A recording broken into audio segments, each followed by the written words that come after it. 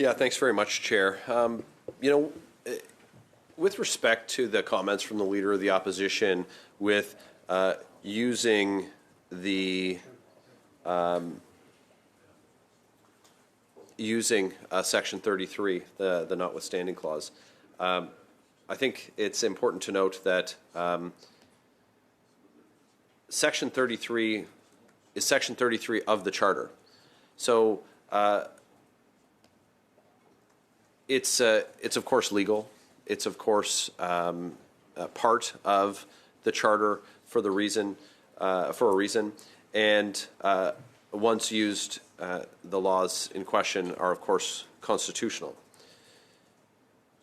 When we're talking about the rationale for using the notwithstanding clause, look, when you have someone like my colleague Mr. Kirk pointed out, like the Quebec City mosque shooter, who stormed a place of worship, who murdered in cold blood 6 innocent worshippers in a place where they must have felt safe. We have to feel safe when we go to our places of worship. And the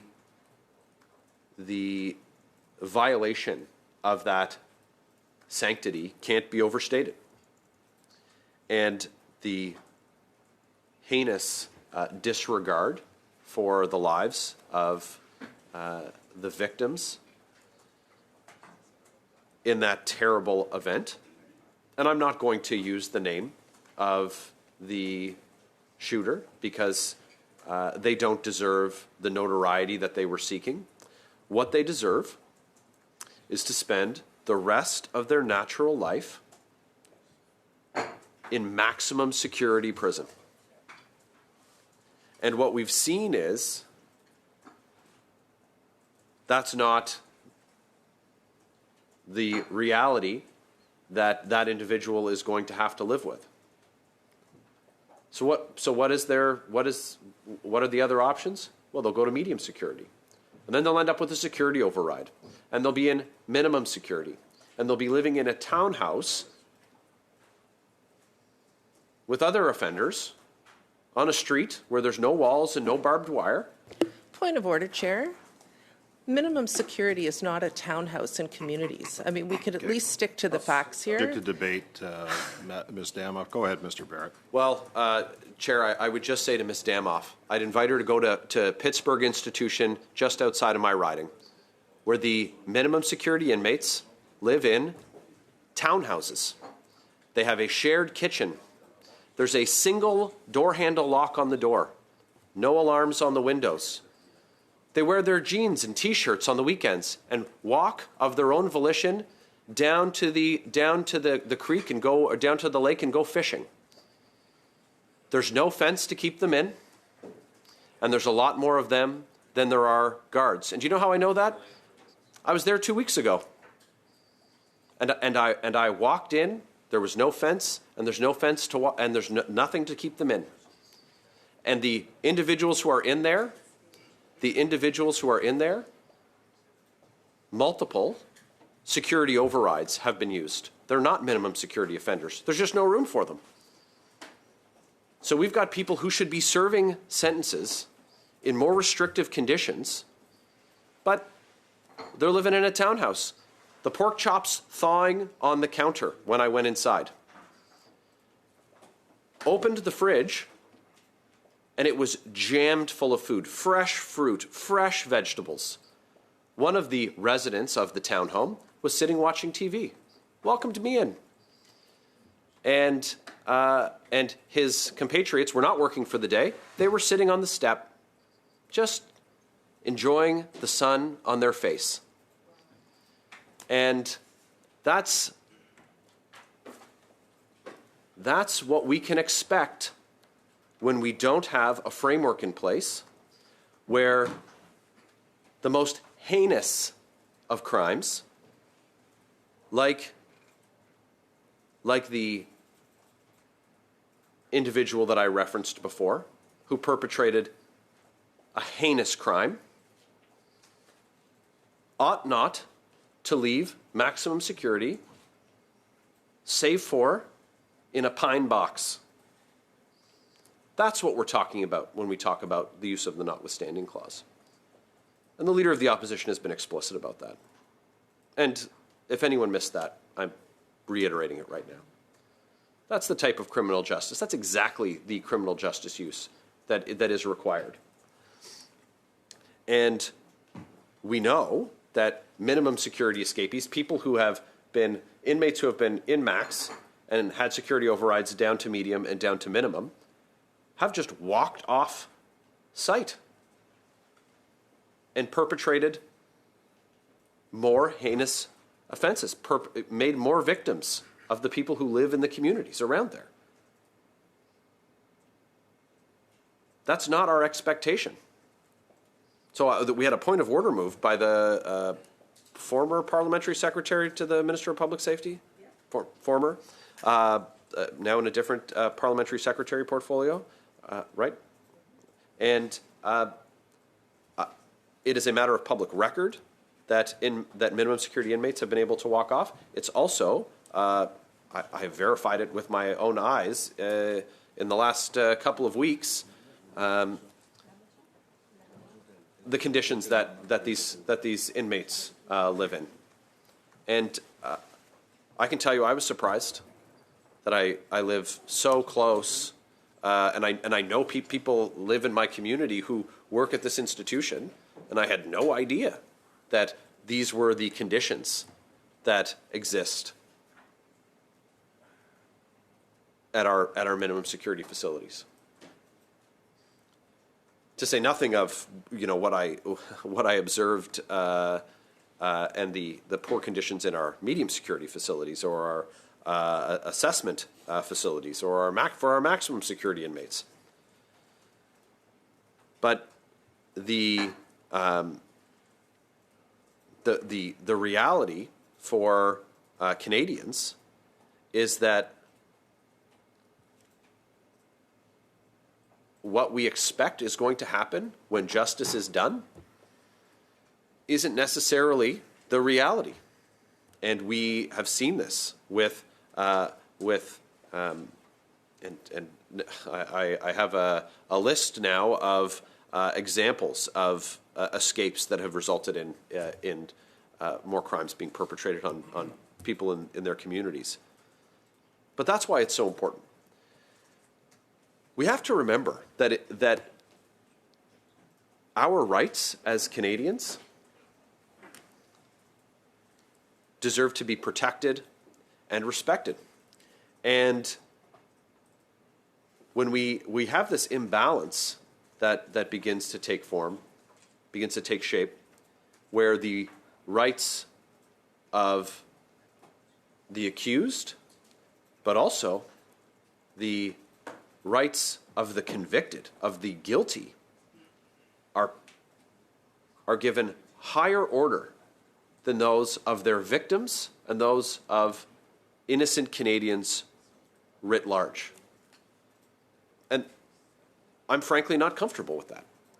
And while there's a cry that this is some kind of hidden agenda, well, it's not very hidden. The Leader of the Opposition stood up in front of a room full of police officers and said, we think that there needs to be reform to some criminal justice laws. And then when pressed for more information, so that exactly the type of criminal justice reform that was previously proposed, where we would have consecutive sentencing for individuals who commit heinous crimes, that be restored.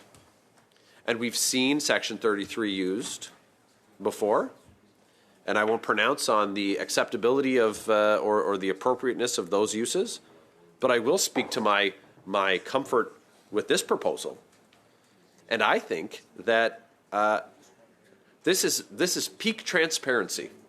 This is peak transparency to have a Leader of the Opposition in a minority parliament context tell Canadians, I'm ready for an election today, and also if you elect me, we will stop putting the rights, the so-called rights of people like the individual I mentioned before, who perpetrated a heinous crime, that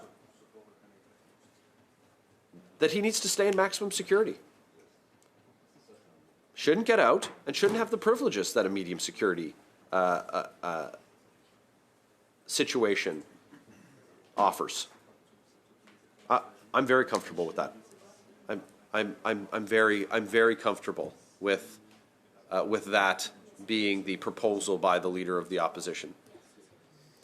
And so it's imminently it's going to become more important, and it's eminently reasonable for us to pronounce what would we do. And so should the committee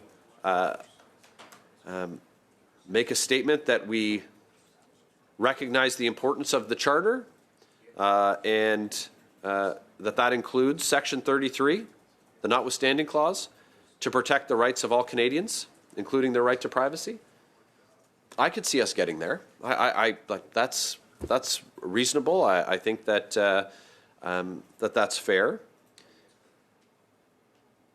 But what I haven't heard after 9 years of the NDP Liberal government is them seek to repeal Section 33.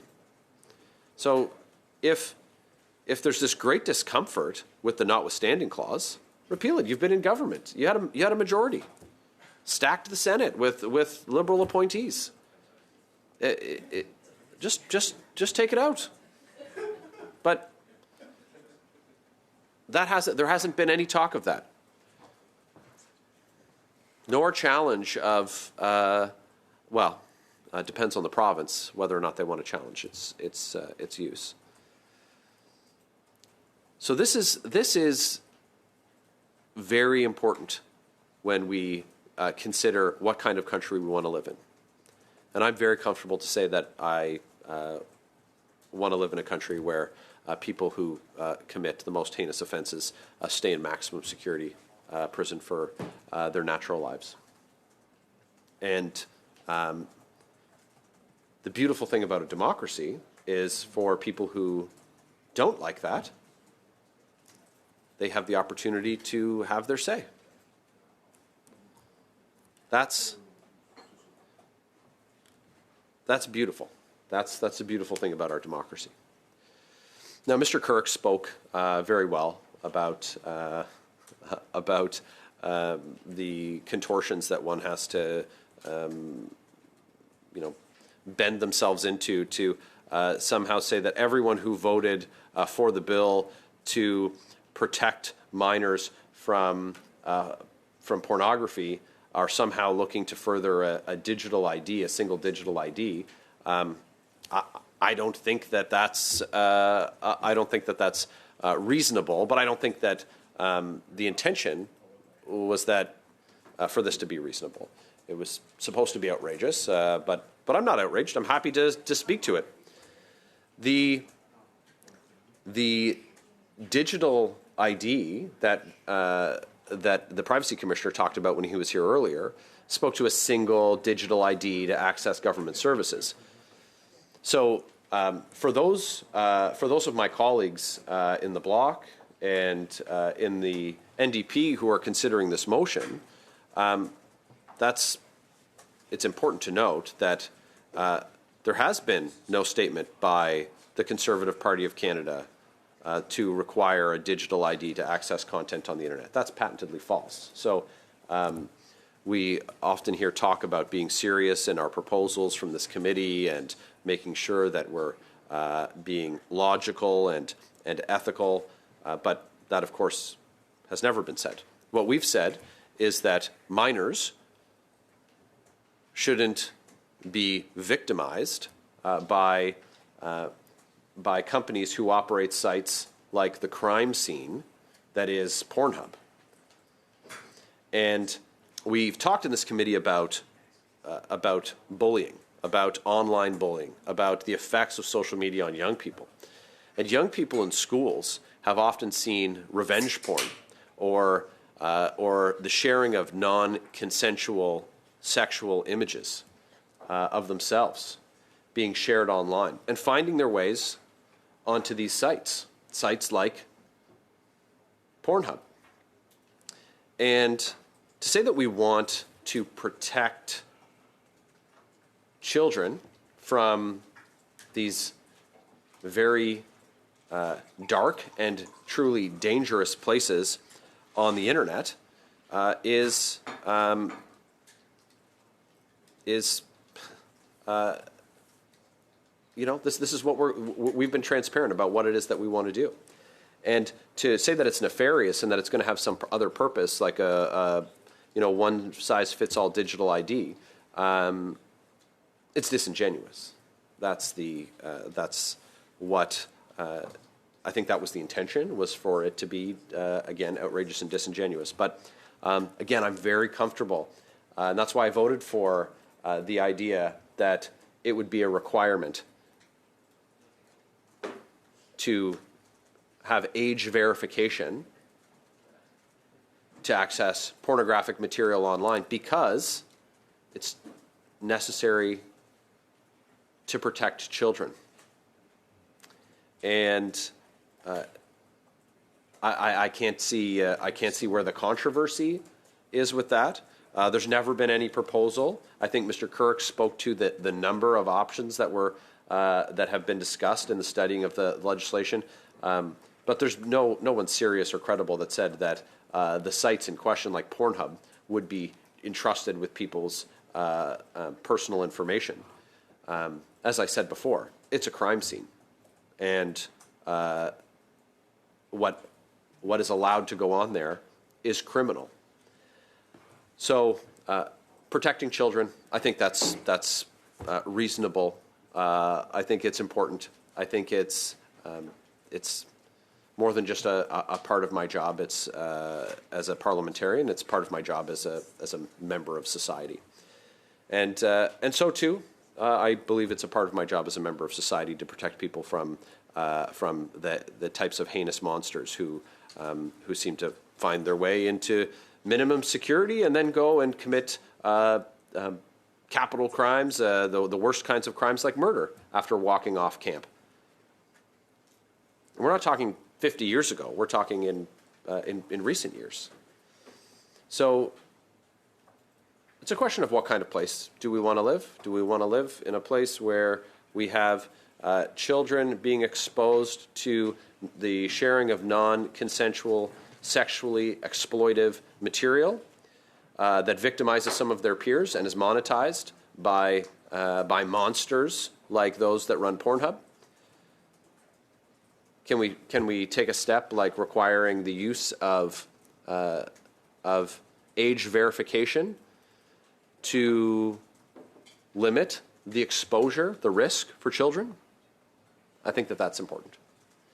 And to try and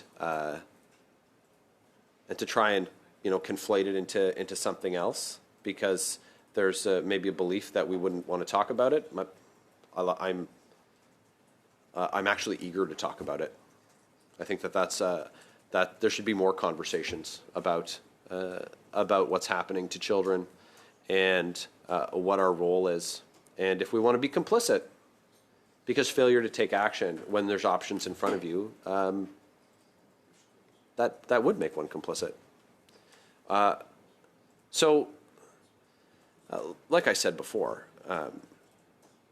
do I support the idea of making a statement to the House that we recognize as a committee the importance of the Canadian Charter of Rights and Freedoms, including the notwithstanding clause, or all parts of the Charter to protect the rights of all Canadians, including the right to privacy? Yeah, I think so. And I think I'd move an amendment to that effect, Chair. I'm not going to pull the trigger on that at this moment because I'd like to work on it. But that would be, I think that's where I would go with it. But with respect to the use of the notwithstanding clause, or perhaps, Chair, to add the context of the proposed use of the notwithstanding clause, like to make sure that that the type of monsters that I mentioned before. Again, being vague just so as to not glorify the individual or the crime. I don't want to keep saying it because it truly is horrible, and individuals like that who perpetrate crimes like that need to be locked up for the duration of their natural life. So if we want to add the context of what the Leader of the Opposition's comments were, that's an amendment that I would consider, and I'd be interested if colleagues were interested in supporting just what he said.